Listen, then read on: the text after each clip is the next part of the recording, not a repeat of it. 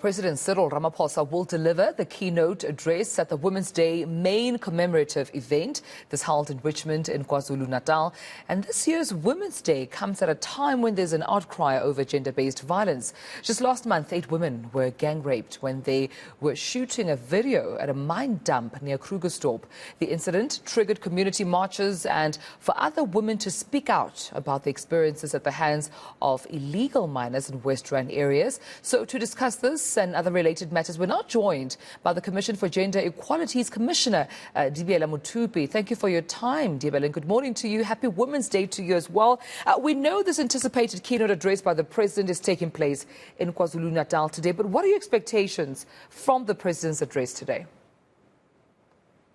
Our expectations from the good morning and morning to your viewers.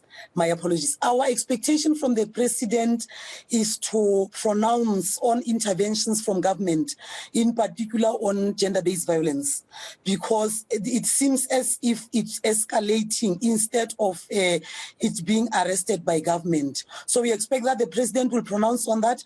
We expect that the President would also pronounce on what the government would be doing moving forward in terms of empowering women economically, ensuring that women become part of the mainstream economy. Because at the moment, women are not part of the mainstream economy, even though there are legislations aimed at ensuring that women are empowered.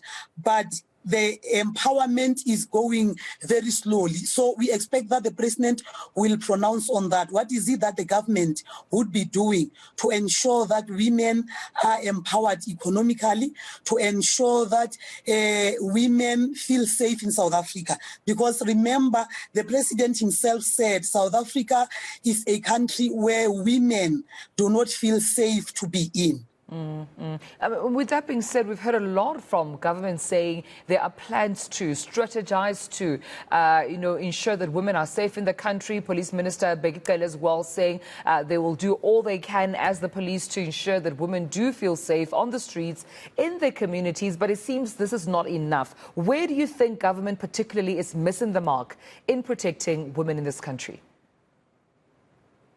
I believe that besides the plethora of legislations that the government has passed to mitigate against violence against women, there is also a need for government to ensure that they rope in the broader society, they engage people and talk, because with the laws that are there, one would have expected that by now women will be safe in the country.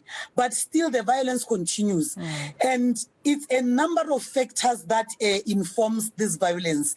And maybe let me start off by saying government needs to find out as to what exactly are the factors that causes violence, what exactly is encouraging a violation of women's rights, and also engage the community, like I said, your traditional leaders, your religious leaders, and the broader society to dismantle patriarchy from all its forms. Because the problem is with the fact that men still feel entitled to do as they please with women.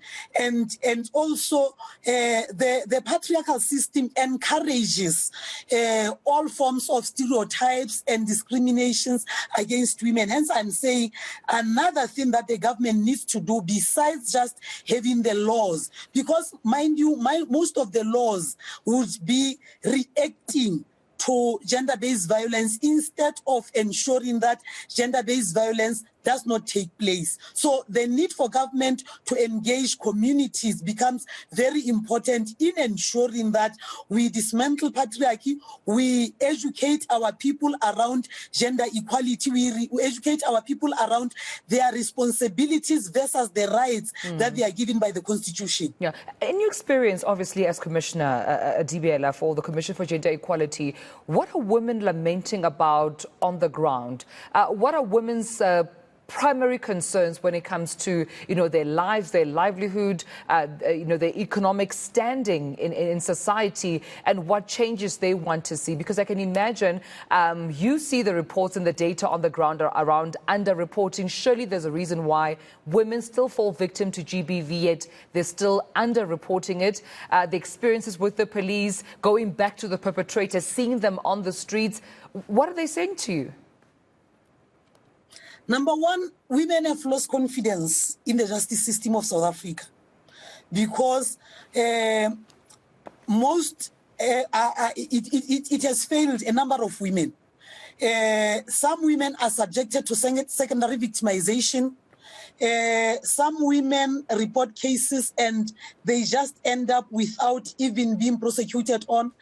And some women have got issues with accessing the very same justice systems. So the concerns that women have, number one, is that they know that they report their cases, but they would see the perpetrators on the streets and nobody bothers to explain to them what are the reasons, informing them, going free. And number two, some would be arrested and they would even go to jail, but they would get parole. And some of those who get parole, they come back and they repeat what they had done before. So obviously there is somewhere where there's a missing link. Yeah. There's something that still needs to be done by the government to ensure that all sectors, all role players come to play so that they keep against gender-based violence. The main concern for women is poverty. Right. And you know that poverty takes away a person's right to choices. If you are poor, it's not easy for you to make choices.